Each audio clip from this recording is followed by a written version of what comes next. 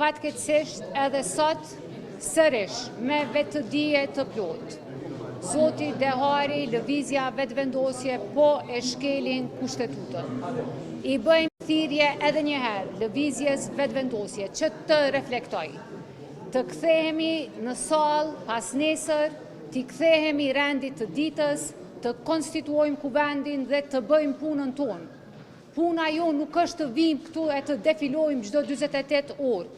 Puna jonë është të ndërtojmë institucionet, të ndërtojmë qeverinë, të miremi me hallet dhe sfidat e qytetarit të Republikës së Kosovës, e jo me egon e Zotit Kurti.